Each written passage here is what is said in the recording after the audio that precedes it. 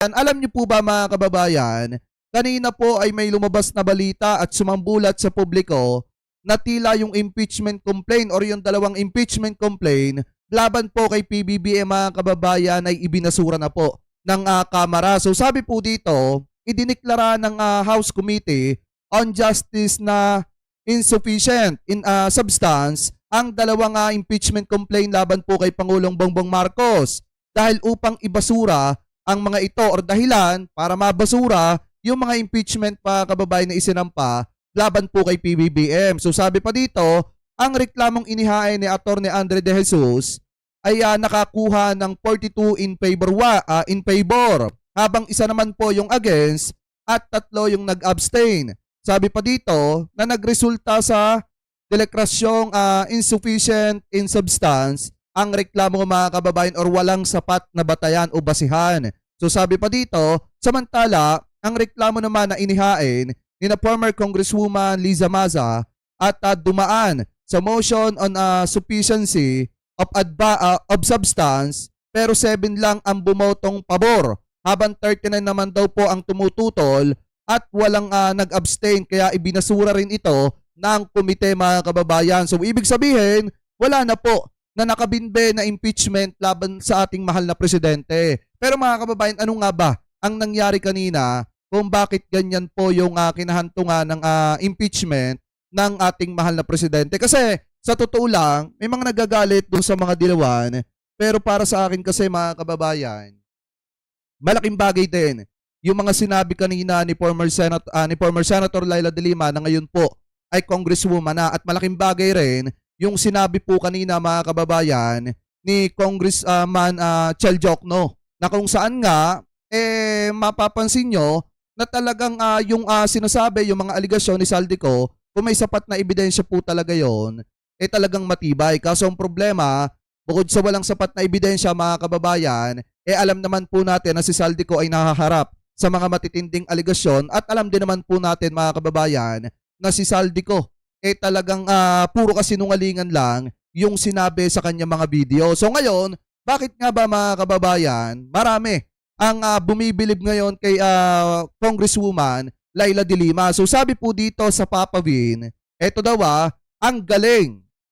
Attorney Laila De Lima explain why PBBM drug addiction issue are insufficient in substance for betrayal of public trust. Sabi po dito mga kababayan, di ba sinasabi ng mga DD-shit at nung ibang nag-aakusa kay PBBM mga kababayan na unfit daw itong si Presidente dahil nga daw po gumagamit ng ipinagbabawal na bato. So ngayon, sabi dito ni former Senator Laila De Lima na ngayon po ay congressman na, sabi niya dito, unfit si PBBM kasi addict daw or gumagamit ng ipinagbabawal na bato siya. Attorney Laila De Lima pointed out na ang pagiging unfit ng isang presidente ay hindi daw po basihan ng impeachment. Pangalawa, ay may Marcos announcement that PBBM is an addict mga kababayan or gumagamit ng ipinagbabawal na bato. Attorney Laila De Lima pointed out na hindi ibig sabihin na sinabi ni Amy na ang kanyang kapatid ay lulong sa ganon ay totoo na.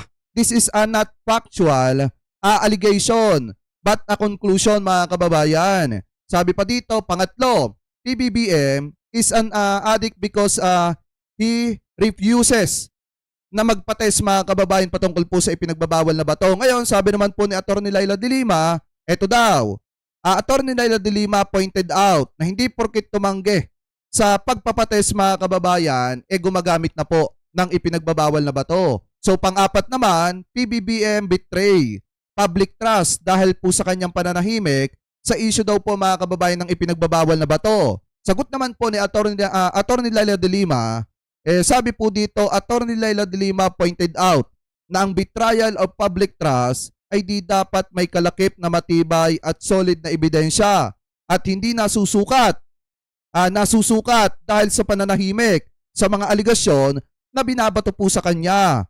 Hilaw na hilaw ang ebidensya kay PBBM, puro chismis at walang actual at solid na evidence mga kababayan. Yan po yung pagkakasabi dyan, no? Kaya nga ako sa totoo lang mga kababayan, bumilib ako kanina kay former Senator Laila De Lima.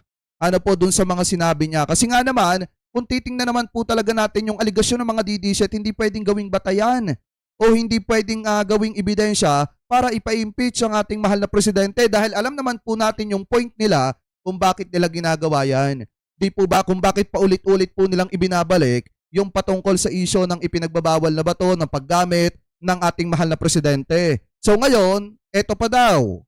Kung titingnan nyo mga kababayan dito, yan, sa sinabi ni Congressman Joel Chua, dito makikita nyo po talaga na wala talagang substance yung mga ipinail na kaso laban po kay Presidente. Katulad na lamang po mga kababayan, yung patungkol sa unprogram. Ano po kung bakit pinirmahan ng ating mahal na Presidente? Dahil kung iisipin nyo mga kababayan, talagang mandato po ni PBBM na pirmahan yan. At talagang maliwanag din naman mga kababayan na mandato ng Presidente na magtrabaho para po sa ikagaganda ng mga kababayang Pilipino po natin. So ngayon mga kababayan, ito i-play po natin yung sinabi ni Congressman Joel Chua. Dito siguro may intindihan nyo kung ano yung pinopoint natin.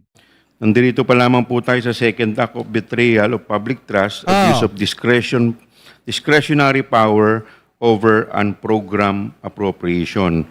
At kanina nga po, nabanggit na ito pong charge ay matatagpuan po sa page 23, paragraph 96. Sabi po dito, Respondent President Ferdinand Bongbong Marcos betrayed public trust by abusing his constitutional and statutory discretion to solely authorize the release of unprogrammed appropriation. Pero nakaligay po dito at maliwanag na ito po ay kanyang constitutional at statutory discretion. Tama. The word discretion itself ay maliwanag, hindi po ito mandatory. Ibig sabihin, hindi po niya ito kailangan gawin. Ito po ay nasa kanya pong discretion. At maliwanag po dito, paano po ang... Kasi kung tutusin mga kababayan, yung pagpirma naman po ng ating mahal na Presidente, hindi naman po niya minadali yan. Diba yung pagpirma sa mga national budget, hindi po yan minadali ng ating mahal na Presidente. Dahil unang-una mga kababayan, hindi naman talaga mandatory yan. Pangalawa, alam naman po natin na trabaho po talaga ng ating mahal na Presidente na pumirma tuwing pag-uusapan yung national budget na yan. Trabaho ng ating Presidente na suriin, trabaho ng ating Presidente na mag-veto, at trabaho din ng ating Presidente na mag-approve. Mga kababayan, dahil yan po ay constitutional duty ng ating mahal na Presidente. So ngayon ituloy pa natin. Ang sinasabi po dito sa ating rules, sabi dito, the requirement of substance is met if there is a recital of facts constituting the offense charge.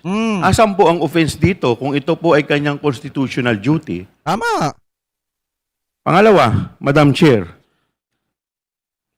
sinasabi po ng ating esteemed colleague ang kanila pong basis dahil po sa ang binanggit po nilang decision ng Korte Suprema ay yung pong decision patungkol po sa PhilHealth. Pero kung titignan po ninyo dito, ito po ay sinasabi po dito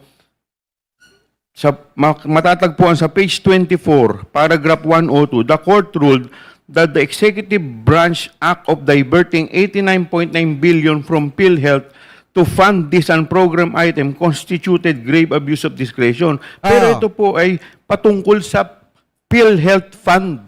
Hindi po doon sa kabuang unappropriated unprogrammed appropriations. Oo, kasi wala pa naman talagang inilalabas dyan mga kababayan na resolusyon ng Korte Suprema. Ang pinag-uusapan pa lang, doon po sa sinasabing paglipat ng pondo, yung about po sa PhilHealth mga kababayan. At yan naman po ay sinagot na rin ng ating pamahalaan. Ngayon naman mga kababayan, yung tinutukoy naman po about po do sa unprogram ata yon, pakitama na lamang po ko kung ako po ay mali, wala pa pong inilalabas na resolusyon ng Korte Suprema na nagsasabi na tama ba or mali yung ginawang pagpirma ng ating mahal na Presidente, yung ginawang pag-approve, etc. Di po ba? Paano kaya nila nasasabi na sinira ni PBBM yung tiwala ng mga kababayang Pilipino natin nung ginampanan niya yung kanyang trabaho bilang presidente ng Republika ng Pilipinas na may karapatang magsuri, mag-approve at magbito ng budget kada taon. Di po ba? Anyway, tuloy pa natin. In fact, ito pong issue sa unprogram appropriation ay hindi pa po ito nadidesisyonan ng Korte Suprema. Oh. Wala pa pong sinasabi ang Korte Suprema na ito'y illegal. So paano po natin sasabihin na ito ay isang offense against the President? Na ang Presidente, basahin lamang po natin to, wala na po tayo makikitang offense. Pangalawa po, sinasabi po nila dito, to finance the systematic corruption scheme detailed in the first act of betrayal of public trust, so forth and so on, ito po ay purely speculative. Tama. Wala pong basis dito po na nakalagay sa second act of betrayal. Paano po ito nagamit to finance the systematic corruption? Kaya, Madam Chair, sa akin pong paniniwala, by mere determination of substance, dito pa lamang po makikita po natin wala. Otherwise, kung sasabihin po natin na ito pong unprogram appropriation ay naabuso po ng presidente at sasabihin natin na hindi po applicable dito yung sinasabi pong doctrine of operative fact, edi sana po nakasuhan na rin po yung dating presidente nung dineklara ng korte na yung DAP ay illegal and unconstitutional. Tama yon. At kagaya po na nabanggit kahapon, ito pong unprogram appropriation, lahat po ng administrasyon as far back as 1989, pagkatapos po ng EDSA Revolution, lahat ng administrasyon, lahat ang gobyerno, taon-taon, since 1989 up to the present, lahat po ang administrasyon ay may unprogram appropriation. Tama. So short of saying, lahat ang naging presidente ay dapat nakasuhan din po natin.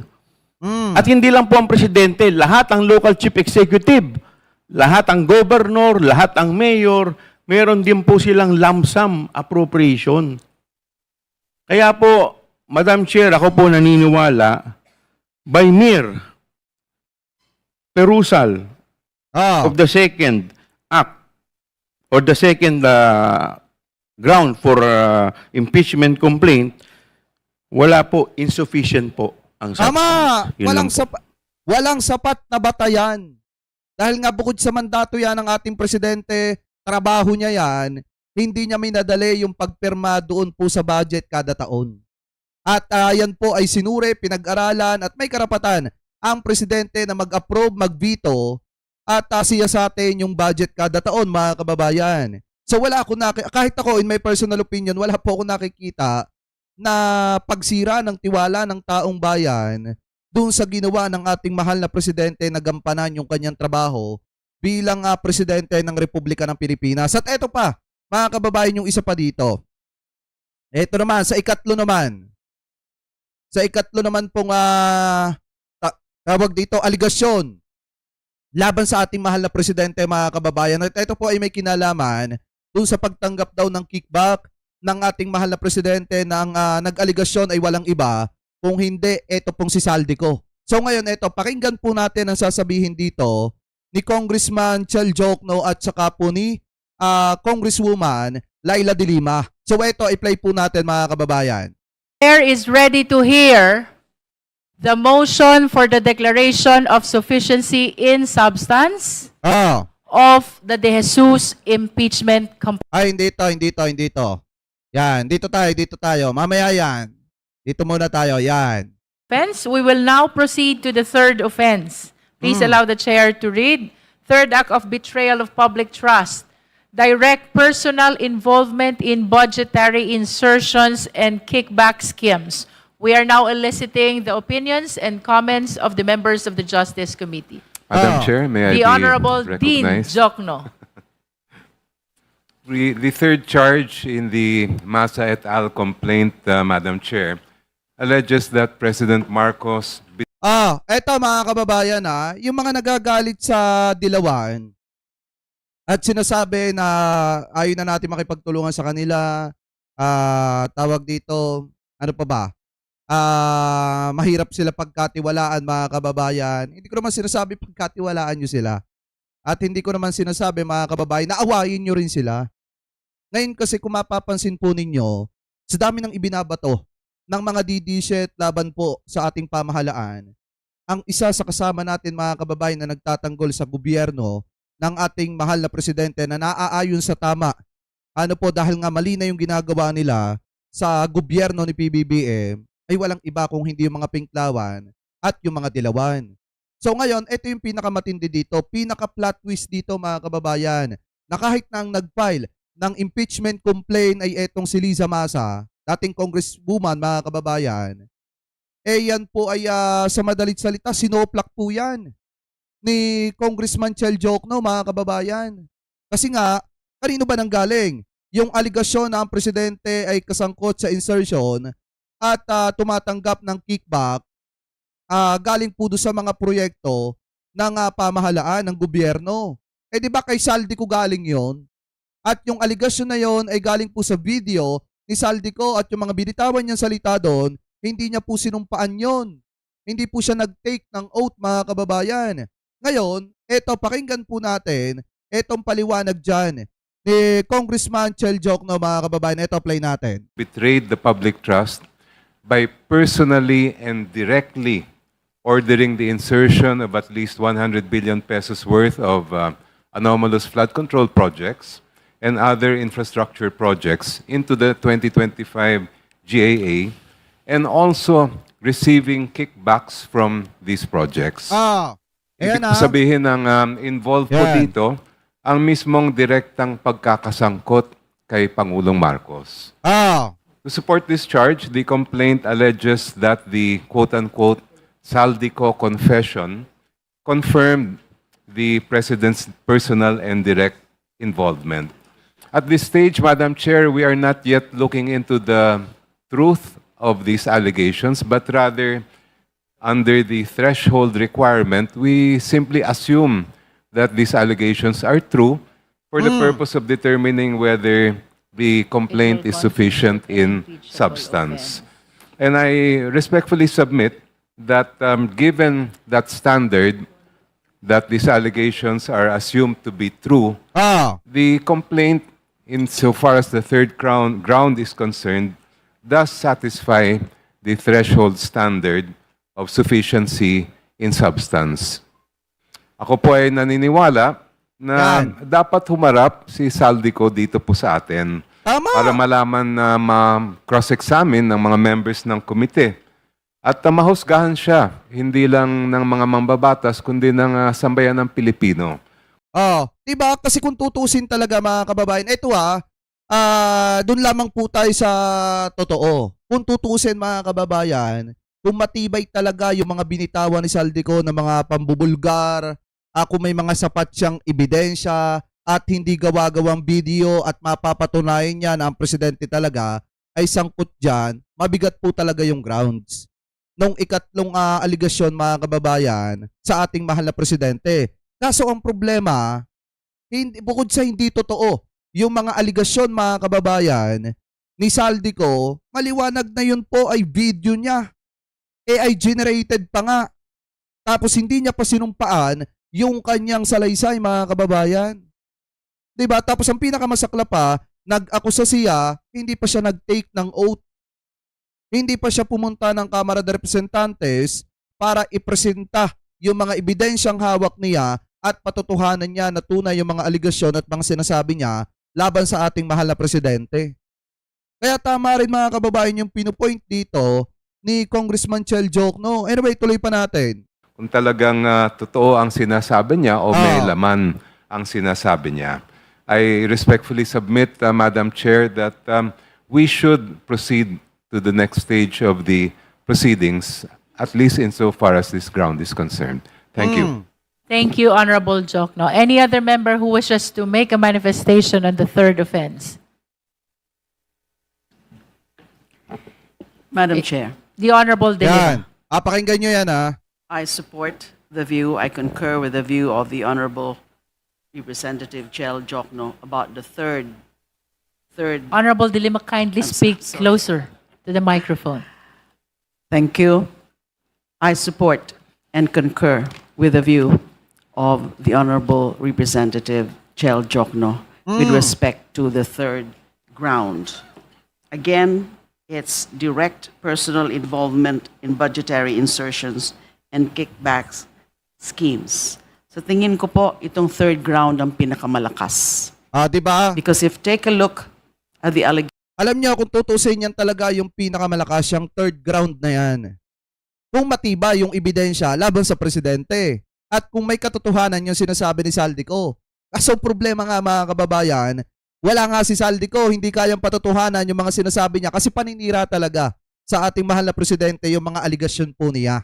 Alam niyo, siguro yung mga didisit dyan na nalinlang at napagmukhang tanga ni Saldico, siguro nag-iiyakan kanina yan o nagbubutuhan na patungkol po dun sa kung aaprubahan ba at titingnan ba na may sapat na batayan yung impeachment at may substance or kung titingnan bilang ibasura dahil nga walang substance mga kababayan. Siguro nung nakita nila na wala talagang substance mga kababayan, nag-iyakan yung mga DDZ dahil wala naman yung tao na nag-aaligasyon sa ating mahal na presidente na sangkot sa kickback at insertion. Dahil nga, hindi sumipot mga kababayan sa Kamara de Representantes, hindi nagpakita dyan para patunayan yung kanyang sinasabi. At isa pa dyan mga kababayan, halatang paninira naman talaga. Una pa lang, gumamit ng AI generated para makapaggawa ng video at yung binabasa ni Saldico doon, halatang scripted mga kababayan. Halatang may nagsulat ng script para idiin si Presidente. Anyway, tuloy pa natin. of the complaint. Lalo na yung tungkol sa mga claims o mga sinasabi through a video ng dating representative and chair of the Appropriations Committee. It would seem, if hypothetically admitted, meron talagang impeachable offense. Hypothetically committed mga kababayan, ibig sabihin, ipagpalagay na halimbawa, nakakumit nga ang presidente ng ganon. Halimbawa lang mga kababayan hindi ko sinasabing meron. Halimbawa lang, ipagpalagay. Yun talaga mga kababayan, lalo na kung may sapat na ebidensya, posible talagang maging grounds yun para ma-impeach si PBBM. Kaso ang problema, bukod sa walang sapat na batayan, itong mga nag-file ng impeachment laban sa presidente, maliwanag din naman, nagawa-gawa lang ni Saldico mga kababayan yung mga aligasyon niya laban po kay PBBM. Kaya ang ending, wala, shoot sa basurahan. Napakarami ng mga sinasabi niya. Ganon din yung pag-cite ng mga testimony ni Yusek Bernardo. And yung tungkol naman po sa Cabral files. Katulad po ng sinabi ni Representative Jokno, hindi po natin sinasabi na totoo na o paniniwalaan o credible yung mga sinabi na yon ng dating Representative Saldico sa Diba? video. At dapat talaga bumalik siya dito at sabihin niya under oath yung mga claims niya. Tama! Napakarami po. Starting from paragraphs 40 up to 51. Imagine. Ko alleged that the instructions to accommodate the insertions came directly from President Marcos Jr. himself. Ko stated that DBM Secretary Amena Mina Pangandaman called him during bicameral conference committee deliberations in 2024 and relayed, quote, katatapos lang ng meeting nila ni Pangulo at may instructions na mag-insert o magpasok ng 100 billion worth of projects. Yung binabasang yan ni Congresswoman Laila De Lima, yan po yung mga sinabi ni Saldico. In subsequent video statements, released on November 15 and 16 and November 24. Madam Chair, can we 26, ask Congressman De Lima to 2025. please adjust her microphone? Kindly speak closer to the microphone, Honorable De Lima. Salamat po. Ah. First, sa paragraph 41, may na-skip ako kanina. Former Undersecretary Bersamin, Executive Secretary Lucas Bersamin's nephew, confirmed that the President directed, according to Ko. Then Speaker Romualdez told Ko, when he immediately called the former Speaker after Bersamin's confirmation, what the President wants, he gets.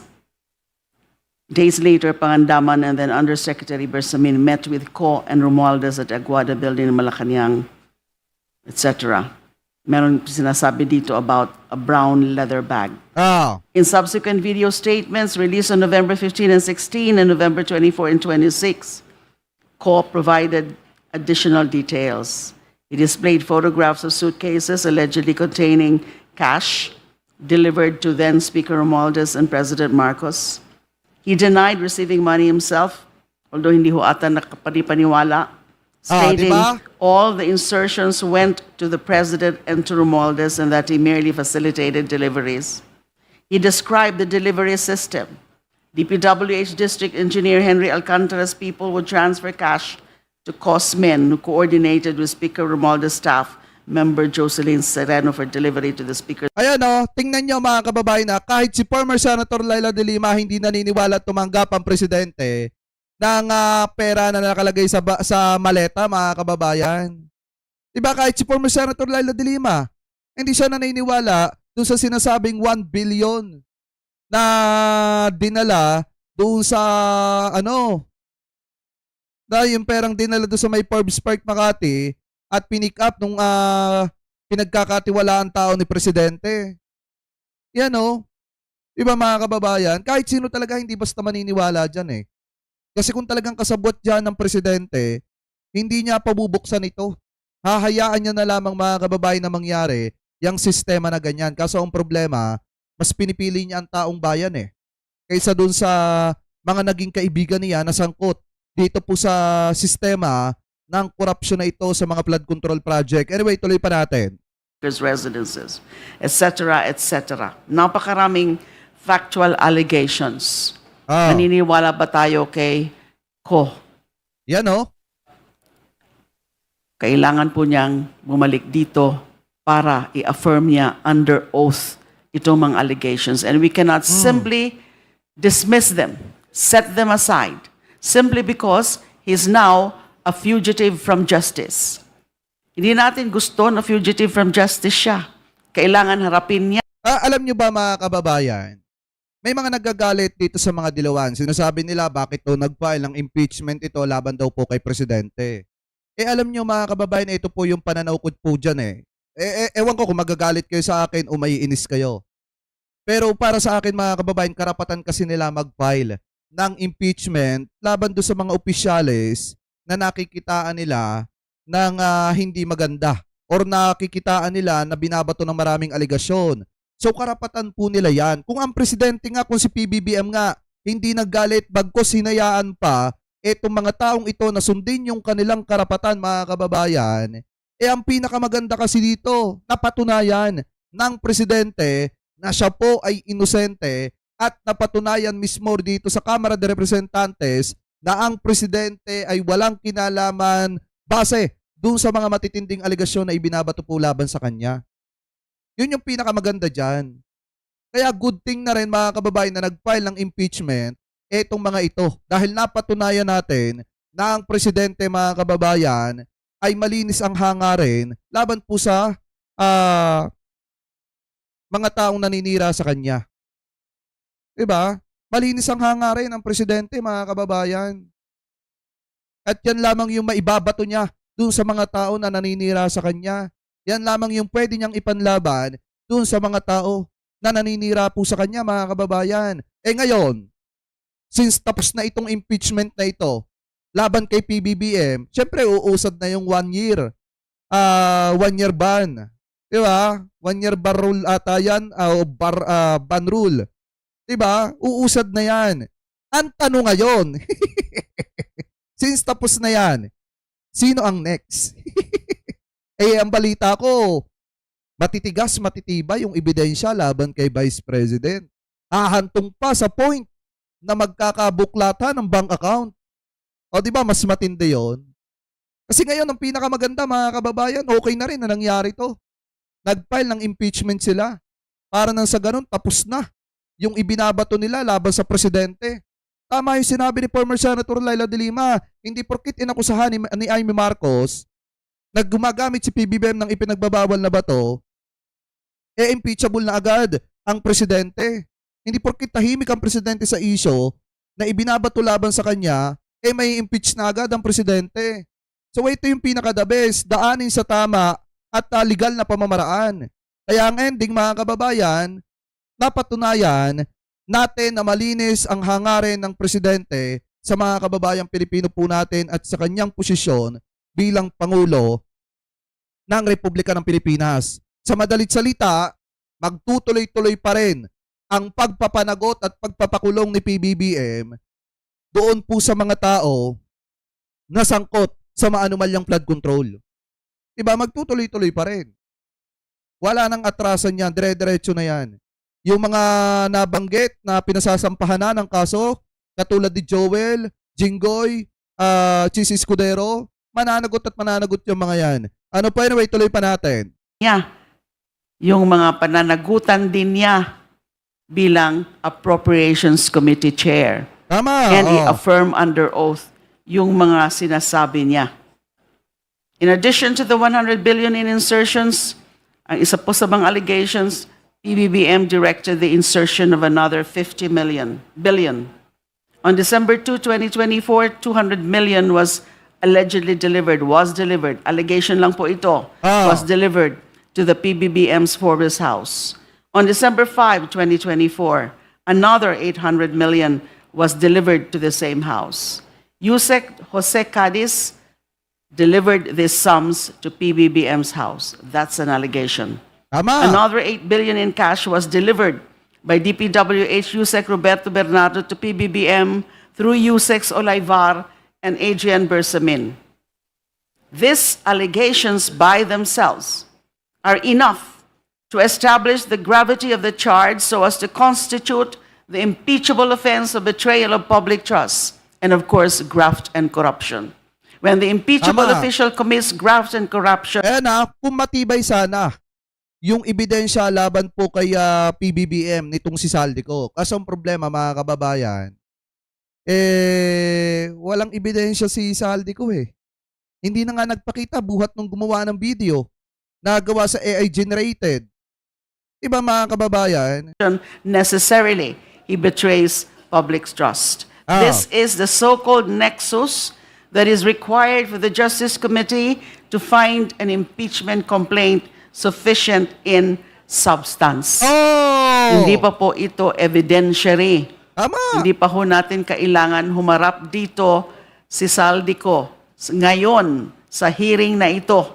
But in subsequent hearings, kapag maging sufficient in substance itong complaint, the second complaint, pag yung ating desisyon by majority vote ito ay sufficient, then we will require him to appear.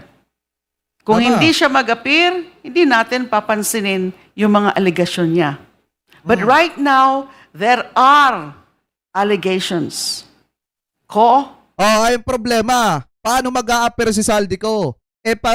Once na umuwi siya ng Pilipinas, pag tungtong niya pa lang sa airport, sa NAIA mga kababayan, automatic aarestuhin na yan. Sa tingin nyo, paano haharap yan? Paano magtitistigo yan? Paano magwi-witness yan? So siguro much better na pinaka dapat gawin, itanong kay Depensor kung nasa saan si Saldico. Kasi mismong inamin ni Depensor na nakakausap niya yan. Bernardo, and then yung sa Cabral files. That's my point, Madam Chair. Hindi pa ito ang proceeding para patunayan kung totoo lahat yung mga kagimbal-gimbal na sinabi ng former Finance Appropriations Committee Chair. May tamang panahon para dyan. But hindi natin pwedeng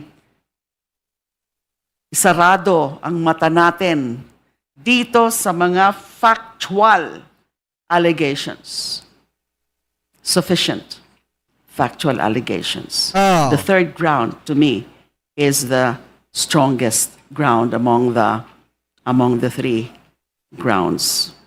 Dahil may mga aligasyon na hindi ko, again, kailangan ko po talagang ulitin, hindi ko pa po sinasabi na naniniwala ako sa mga aligasyon.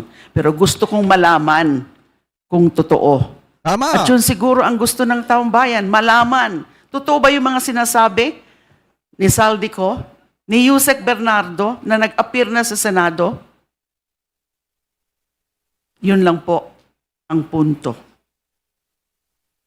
If the Justice Committee is to abide by its mandate and follow its own rules, the sufficiency and gravity of those factual allegations, including the others, in the complaint, and the nexus that they establish with the impeachment ground charge, which is betrayal of public trust. Kasi kung totoo mga yon, that is definitely and unquestionably betrayal of public trust. Oh, It tama. necessarily calls for a finding of sufficiency in substance. Thank you. Kaso ang problema mga kababayan, hindi totoo eh. Hindi rin kayang humarap ni Saldico para patunayan na yung kanyang sinasabi ay may katotohanan. At meron siyang backup evidence para patunayan yun. So ngayon mga kababayan, kung mapapakinggan nyo naman, kung i-analyze nyo yung sinabi dito, ni former Senator Laila de Lima, wala tayong nakikitang mali dyan. Dahil unang-una, ang pinakamahalaga kasi dito, pinakamahalaga sa lahat na patunayan na ang presidente ay inosente mga kababayan at walang kasalanan at walang ginawa na pangungurap sa pera ng mga kababayang Pilipino po natin. Dahil nga, naibasura na yung impeachment complaint laban po sa kanya. Dahil nga bukod sa yung mga nag-aaligasyon, ay may mga matitinding kasalanan din na dapat sagutin, maliwanag din mga kababayan dito na hindi pwedeng gawing batayan yung pananahimik ng ating mahal na presidente sa issue na gustong mangyari ng mga didisit na magpates ang presidente para mapatunayan na yung aligasyon nila sa presidente totoo or hindi. Dahil alam naman po natin na kapag pinagbigyan ng gobyerno yung mga didisit na yan, wala nang katapusan yan. Diba mga kababayan, pag halimbawa, punta tayo doon sa isang aligasyon nila, yung gumagamit ng ipinagbabawal na bato ang presidente, kapag ka nag-negative, sasabihin nila binayaran yung clinic na nag-check sa presidente. Pagka naman nag-positive, kung ano-ano ibabato nila mga kababayan. So ngayon, wala na pong katapusan yan.